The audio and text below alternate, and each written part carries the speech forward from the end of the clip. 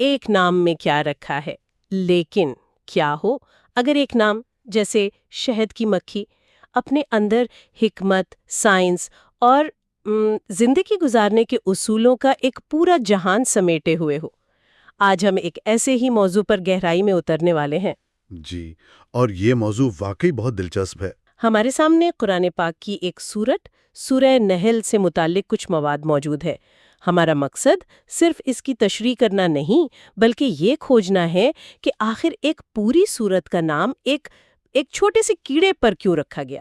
بالکل، اس کے اندر کون سے ایسے گہرے راز چھپے ہیں جو آج بھی ہمیں حیران کر سکتے ہیں؟ آئیے اس دلچسپ سفر کا آغاز کرتے ہیں۔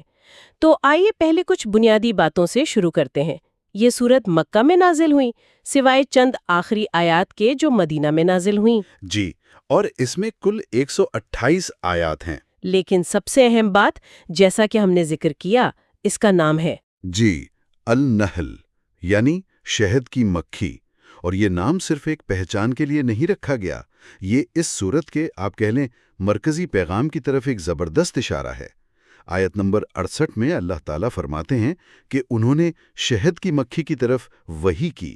وحی؟ جی وحی، یہ لفظ ہی اپنے اندر ایک کائنات سمیٹے ہوئے ہے۔ یہ واقعی حیران کن ہے۔ ہم وحی کا لفظ عام طور پر پیغمبروں کے ساتھ جوڑتے ہیں، ایک شہد کی مکھی کی طرف وحی، مطلب یہ کیسے ممکن ہے؟ مواد اس کو جدید سائنس سے جوڑتا ہے نا؟ بالکل، اور یہیں سے بات ناقابل یقین حد تک دلچسپ ہو جاتی ہے۔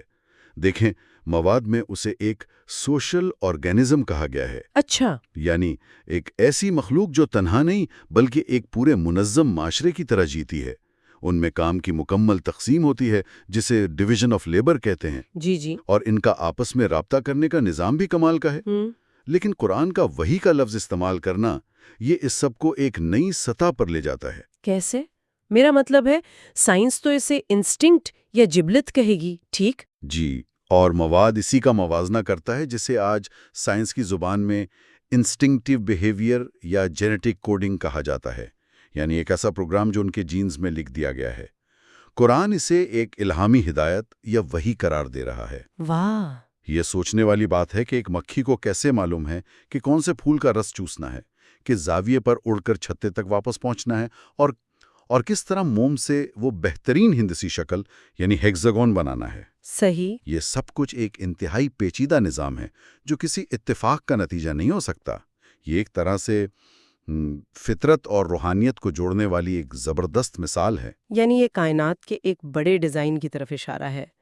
اور پھر وہ شہد خود ہے۔ ہم سب جانتے ہیں کہ شہد فائدہ مند ہے، لیکن مواد میں اسے اینٹی سیپٹک اور اینٹی بائیوٹک کہا گیا ہے۔ جی بالکل۔ یہ صرف غذا نہیں بلکہ ایک دوا ہے جو ایک چھوٹی سی مخلوق بنا رہی ہے۔ یہ تو قدرت کی اپنی فارمیسی ہے۔ بالکل صحیح کہا آپ نے، شہد میں شفا ہے۔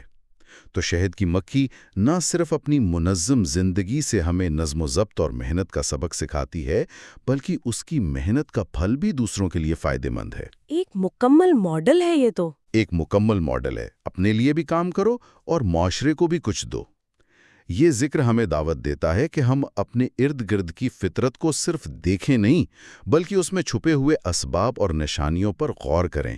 یہ کمال کی بات ہے کہ ایک چھوٹی سی مخلوق کی زندگی میں اتنا بڑا اور مکمل نظام موجود ہے، لیکن یہ بات مجھے سوچنے پر مجبور کرتی ہے کہ کیا یہ صورت صرف فطرت کی نشانیوں تک محدود رہتی ہے، یا پھر یہ اسی طرح انسانی معاشرے کے لیے بھی کوئی جامع اصول دیتی ہے؟ آپ نے بالکل صحیح نقطہ پکڑا۔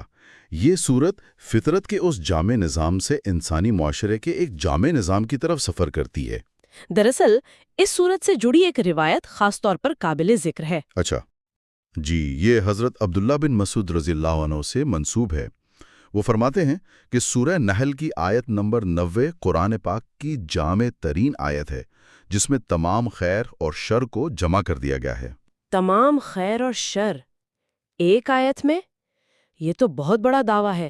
آخر اس ایک آیت میں ایسی کیا خاص بات ہے کہ اسے پورے اخلاقی نظام کا خلاصہ قرار دیا جا رہا ہے؟ اس کی خوبصورتی اس کی سادگی اور گہرائی میں ہے۔ دیکھیں، آیت میں 3 چیزوں کا حکم دیا گیا ہے اور 3 چیزوں سے منع کیا گیا ہے۔ ٹھیک ہے۔ جن چیزوں کا حکم ہے وہ ہیں عدل، احسان اور ایتائے دل قربا، یعنی رشتہ داروں کو ان کا حق دینا۔ عدل یعنی انصاف، یہ تو سمجھ آتا ہے، یہ کسی بھی مہذب معاشرے کی بنیاد ہے، ہر ایک کو اس کا حق ملنا چاہیے۔ لیکن احسان کا تصور یہ اس سے بھی گہرا لگتا ہے۔ کیا اس کا مطلب صرف اچھا سلوک کرنا ہے یا اس سے کچھ زیادہ ہے؟ بہت اچھا سوال ہے۔ کیونکہ کسی کو اس کے حق سے زیادہ دینا آج کی اس کاروباری دنیا میں یہ ایک بہت انقلابی خیال ہے۔ آپ نے اس کے دل پر ہاتھ رکھا ہے۔ احسان صرف اچھا سلوک نہیں، یہ ایک پرو ایکٹیو بھلائی ہے۔ عدل یہ ہے کہ اگر کسی نے آپ کے ساتھ اچھا کیا تو آپ بھی اس کے ساتھ اچھا کریں۔ لیکن احسان یہ ہے کہ اگر کسی نے برا بھی کیا تو آپ اس کے ساتھ اچھا کریں۔ عدل معاشرے کو قائم رکھتا ہے، لیکن احسان اسے خوبصورت اور مضبوط بناتا ہے۔ واہ! یہ وہ اضافی کوشش ہے جو تعلقات میں گرمجوشی اور معاشرے میں ہمدردی پیدا کرتی ہے۔ اور تیسرا حکم، رشتہ داروں کا خیال رکھنا، یہ خاندانی اکائی کو مضبوط کرتا ہے، جو کسی بھی معاشرے کی بنیادی اینٹ ہے۔ اور وہ 3 چیزیں جن سے منع کیا گیا ہے وہ یقیناً ان مثبت اقدار کی ضد ہوں گی۔ جی، وہ ہیں فحشا یعنی ہر قسم کی بے حیائی، منکر یعنی ہر وہ کام جسے عقل سلیم برا سمجھے، اور بغی یعنی ظلم و زیادتی۔ اچھا۔ آپ غور کریں تو یہ تینوں چیزیں معاشرے کو اندر سے کھوکھلا کر دیتی ہیں۔ بے حیائی اخلاقی ڈھانچے کو تباہ کرتی ہے، منکر سماجی برائیوں کو جنم دیتا ہے، اور ظلم سماجی انصاف کو ختم کر دیتا ہے۔ تو یہ آیت ایک طرح سے انسانیت کے لیے ایک مکمل اخلاقی ضابطہ بن جاتی ہے، یعنی یہ 3 باتیں کرو اور ان 3 باتوں سے بچو اور آپ کے پاس ایک بہترین اور متوازن معاشرے کا فارمولا آ گیا۔ یہ واقعی جامع ہے۔ بالکل، اور یہ کوئی پیچیدہ فلسفہ نہیں ہے، یہ 6 سادہ اصول ہیں جو ہر انسان، ہر معاشرہ سمجھ سکتا ہے اور اپنا سکتا ہے۔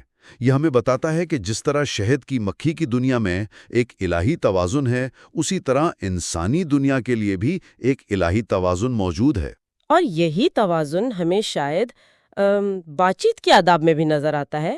مجھے مواد میں حضرت حرم بن حیان رضی اللہ عنہ والا واقعہ بہت متاثر کن لگا۔ جی، وہ وصیت والا واقعہ۔ جی، یہ بات دل کو چھو جاتی ہے کہ ایک شخص اپنی آخری وصیت میں کسی دنیاوی چیز کے بجائے لوگوں کو بات کرنے کا سلیقہ سکھا رہا ہے۔ یہ واقعی ایک گہرا نکتہ ہے۔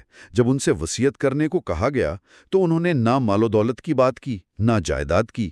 انہوں نے کہا، میں تمہیں سورہ نحل کی آخری آیات پر عمل کرنے کی وصیت کرتا ہوں۔ اور وہ آیات اس حکم سے شروع ہوتی ہیں، اپنے رب کے راستے کی طرف حکمت اور اچھی نصیحت کے ساتھ بلاؤ، اور ان سے اس طریقے سے بحث کرو جو بہتر ہو۔